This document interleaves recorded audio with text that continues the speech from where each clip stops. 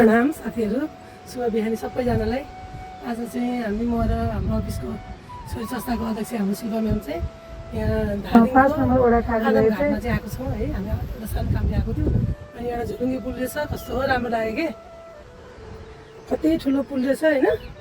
यो पुलमा चाहिँ यो त्रिशुली खोला होला होइन, त्रिशुली खोला कस्तो मजाले बगेछ। यहाँ रातभरि पानी आएको भएर होला, खोलामा चाहिँ एकदमै धमिलो पानी आएको छ। यो खोला त्रिशुली खोलाको यता पूर्वपट्टि चाहिँ आदमघाट चाहिँ ठाउँको नाम चाहिँ, अनि ठ्याक्कै यो खोलाभन्दा पारिपट्टि चाहिँ आदम टार भन्नुहुन्थ्यो। हामी यहाँ जहाँ होटेलमा बसेको थियौँ त्यहाँको दाइले चाहिँ हामीलाई भन्नुभएको यसो घुम्न जानु, त्यहाँ कस्तो राम्रो ठाउँ छ, तपाईँहरूलाई रमाइलो लाग्छ होला भनेर पठाउनु भएको। हाम्रो यहाँ शिल्पा म्याम पनि हुनुहुन्छ। तपाईँलाई कस्तो लागिरहेको छ है? यसरी अगाडि चढ्नु भएको थियो कि थिएन झुलुङ्गे पुलमा?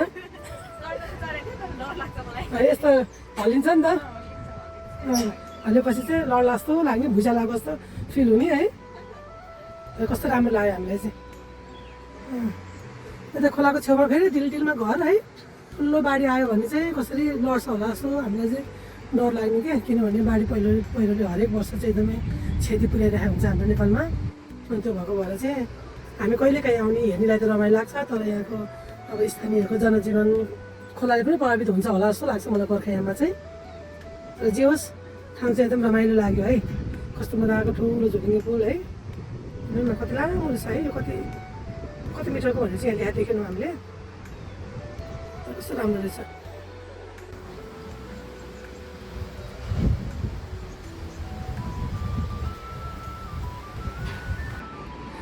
यो बाटो चाहिँ रातभरि नाइटमा बसेर यो खोलाको किनारा आउँदाखेरि चाहिँ कहाँ आइपुग्यो होला, कस्तो होला भने जस्तो फिल हुन्थ्यो क्या सानो बेलामा काठमाडौँ आउँदाखेरि।